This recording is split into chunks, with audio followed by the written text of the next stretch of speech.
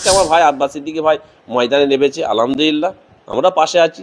আইলা মোহাম্মদ সাল্লাল্লাহু সাল্লাম বলার কারণে কর্ণাটকে এফআইআর করা হয়েছে, জেলে ঢুকানো। আমি বলে দিয়েছিলাম উত্তরপ্রদেশে, আমি বলেছিলাম আমাদের বুকটা চিরে যদি বার করা হয়, কলজে কেন পুরো শরীরের সমস্ত রক্তে একটাই নাম পাবে, সেটা হচ্ছে আমার রসুল্লাহর নাম পাবে। এখানে কোনো আপোষ চলবে না। প্রয়োজন হলে আমরা রসুল্লাহর জন্য আমাদের গর্দান দেহ আলাদা করে দেবো, ছেলে মেয়ে সব আলাদা করে দেবো। ঠিক আল্লাহর সঙ্গে যখন কেউ তুলনা করবে, সেখানে তার সঙ্গে কোনো আপোষ চলবে না। সেখানে আমার বাপও যদি হয়, বাপকেও ছাড়বো না। কেউ আল্লাহর সাথে তুলনা করবে, তাকেও সাবধান করে দিচ্ছি যে তুমি তুমি কী করবে দেখবে যাও। আল্লাহ রসুলকে যখন বীজখানা আনবে, ওনাদের সাথে যখন শরিক করবে, তখন কিন্তু প্রয়োজন হলে ওনাদের জন্য আমরা আবার গর্দান দেবো। এই ফুরফুরাশির র্যালি হচ্ছে আমার ভাইপো, হ্যাঁ মাশাআল্লাহ, আমার আব্বাস বিনেন না আপনার, তিনিও আই লাভ মোহাম্মদ দিয়ে একটা মিটিং ডেকেছেন। র্যালি হবে কিমিলেন বা 3টে থেকে শুরু হবে। এই বাংলার মানুষ সমাজ জানতে পাচ্ছেন একইমাত্র এই কারণ, শান্তি যাতে আসে, শান্তি যাতে বজায় থাকে, কোনো অসুবিধা যাতে না হয়, হ্যাঁ ডেকেছেন। এবং তার সঙ্গে ফুটপাত পিসাবরা, সব পিসাবরা যুক্ত আছে, সবাই যুক্ত আছে, কোনো অসুবিধা নেই।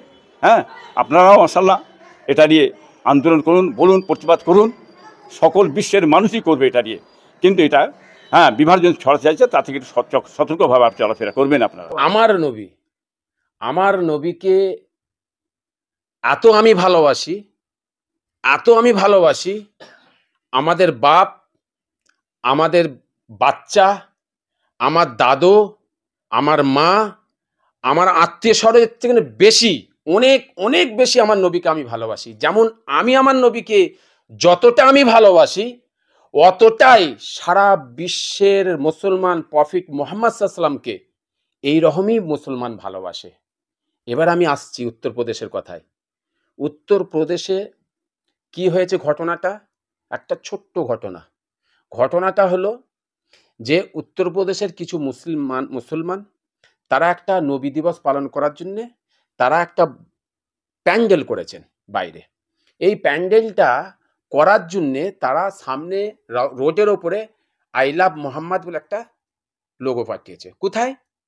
উত্তরপ্রদেশে একটা গ্রামে তারা অনুষ্ঠান করবে। কদিনের? সীমিত দিন, মানে 2 দিন কি 3 দিন পর ওইটা খুলে নেবে। উত্তরপ্রদেশের পুলিশ প্রশাসন দেখলেন যে এই জায়গায় যে প্রফেট আই লাভ মোহাম্মদ দিয়েছে, এই আই লাভ মোহাম্মদটাকে রাখা যাবে না। কেন রাখা যাবে না? যে উত্তরপ্রদেশে যদি এই আই লাভ মোহাম্মদটাকে রাখা যায়, তাহলে কিছু ধর্মীয় আবেগের উপরে আঘাত হবে, বা কারোর অন্য কোনো সম্প্রদায়ের তাদের কোনো একটা অসন্তুষ্ট জিনিস যাতে না হয়, অশান্তি তৈরি না হয়, একটা অন্য বার্তা না যায়, তার জন্য এটাকে তুলে দেওয়া হয়েছে। কথাটা ধ্যান দিয়ে বসবেন। আমি সারা বাংলার মানুষ নয়, তথা সারা ভারতবর্ষের সমস্ত সম্প্রদায়ের মানুষের কাছে আমি বোঝাতে চাইছি, আজকে এই দেশ হচ্ছে আমাদের সকলকে অধিকার দিয়েছে ঐক্যভাবে থাকার জন্যে। এই দেশ কারোর জন্য আলাদা করেননি। তাই আমি ওই প্রশাসনকে বলে বোঝাতে চাইছি, যেই প্রশাসন প্রফেট মুহাম্মদ সাল্লাল্লাহু আলাইহি ওয়াসাল্লামের একটা আই লাভ মোহাব্বত, তার ধর্মের দাম কিছুদিনের জন্য রেখেছে, সেই প্রশাসন কি বলছেন? প্রশাসন বলছেন এই প্রফেট মুহাম্মদ সাল্লাল্লাহু আলাইহি ওয়াসাল্লামটা রাখার কারণে কোনো ধর্মের, অন্য কোনো ধর্মের মানুষের সমস্যা দাঁড়াবার জন্য এটা রাখেননি। আমি ওই প্রশাসনের কাছে প্রশ্ন করতে চাইছি, আজকে এই রোডের ওপরে অন্য ধর্মের মানুষ যখন তাদের ফ্যাসিলিটি, তাদের ধর্মের কোনো জিনিস কিছু করে, তখন কি প্রশাসন দেখতে পায় না? তখন কি কোনো মুসলমান কি আপত্তি করেছিল যে এই রোডের ওপরে অন্য কোনো ধর্মের কোনো তাদের ধর্মীয় কিছু জিনিস করা যাবে না?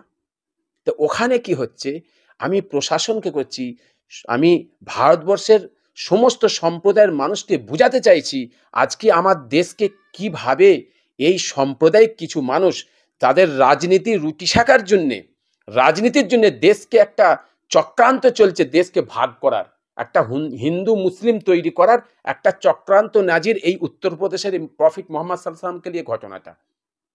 অ্যাকচুয়ালি কিন্তু ঘটনাটা কিছুই নয়। রাস্তার উপরে prophet Muhammad I love Mohammad দিয়েছে, তিনি নবীকে ভালোবাসে, সেই রসুলকে ভালোবাসার জন্য সীতার জায়গা দিয়েছে তার ধর্মে। আমি আমার রামকে ভালোবাসি, আমি রামের নামটা আই লাভ রাম লিখতেই পারি।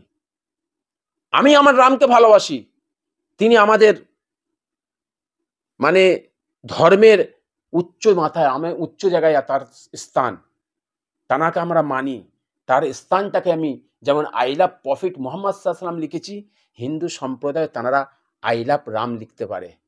তা আমার কি করে অধিকার হতে পারে? আমি প্রশাসন, আমার দায়িত্ব আমাকে সরকার দিয়েছে, দেশ দিয়েছে, সংবিধান দিয়েছে, যে এই দেশ সকলে ঐক্যভাবে থাকে, সেই ঐক্যটাকে ফলো করা, লক্ষ্য করা, শান্তিটা, সে সবাই নিজের নিজের ধর্মকে পালন করার অনুমতি দেশ দিয়েছে, সংবিধান দিয়েছে।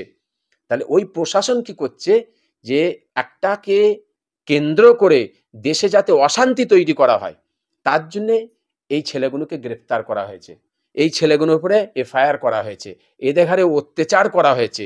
এবং শুধু তাই নয়, আমি বোঝাতে চাইছি, আজকে ভারতবর্ষে দেখুন, ওই উত্তরপ্রদেশে যখন তারা রামলীলা করে, রোডের উপরে যায়, ঘন্টাকে ঘন্টা রোডকে অবরোধ করে দেওয়া হয়, বন্ধ করে দেওয়া হয়। ওই মুসলমান কেউ গিয়ে দাঁড়িয়ে তো বলে না কেন এইটা করা হবে, এটা সংবিধানের বাইরে কথা হচ্ছে, এখানে সব ধর্মের মানুষ যাবে, কেন করা হবে বলে না তো। ওখানে আমি বলতে চাইছি, আমাদের পশ্চিমবাংলা বিভিন্ন জায়গায় মন্দির হচ্ছে, এই পুজো, এই যে আপনার দুর্গা পুজো আসছে, রাস্তার উপরে রাস্তা বন্ধ হয়ে যাবে, জাম হয়ে যাবে, ভর্তি হয়ে যাবে, কোনো মুসলমান গিয়ে তো করবে না।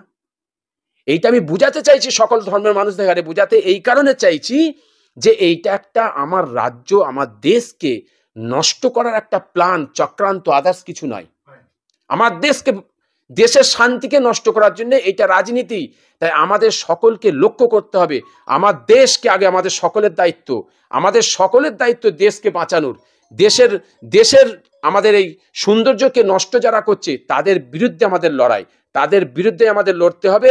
এবং আমরা আগামীতে যেন এই ধরনের কোনো কাজ না হয়, কোনো ধর্মের শুধু হিন্দু বলে নাই, মুসলিম বা খ্রিস্টান, জৈন, যত ধর্ম আছে সমস্ত ধর্মকে শ্রদ্ধা করা, সম্মান দেওয়া, এবং সেই ধর্মের উপরে কোনো যদি আঘাত হয় আমাদের সকলকে ঐক্যভাবে প্রতিবাদ করতে হবে। এবং প্রতিবাদ যদি আমরা সকলে করি, আশা করছি আমার দেশে এই নোংরা রাজনীতিটা বন্ধ হয়ে যাবে। বিভিন্ন হিন্দু ভাইদের গাড়ি জয় শ্রীরাম লেখা থাকে, আজ পর্যন্ত কোনো মুসলিম আপত্তি করেছে বলে আমার শোনা আছে? বহু জায়গায় জয় শ্রীরামের প্যান্ডেল, জয় শ্রীরামের পতাকা লাগানো থাকে। তাহলে যখনই মুসলিম সম্প্রদায়ের মানুষের কোন রকম কোনো উৎসব বা বিশেষ করে 5 মিনিট একটা নামাজ পড়তে গেলে সেই জায়গাও কিছু মানুষের আপত্তি থাকে, তাহলে কি যারা এইগুলো করেন তারা কি সংবিধান মানেন না? কি বলবেন এই প্রসঙ্গে? দেখুন, আমি আপনাকে আগেই বলেছি, সংবিধানের ভেতরে কিছু কালা সংবিধান ঢুকিয়ে দিয়েছে এই দেশের কিছু, যারা আমাদের দেশের প্রশাসনের দায়িত্বে আছে, আমাদের দেশের সংবিধানে উঁচু পোস্টে যারা বসে আছে, তারা কিছু কালা জিনিস ঢুকিয়ে দিয়ে আমার দেশের শান্তিকে নষ্ট করার একটা প্ল্যান বা চক্রান্ত চলছে।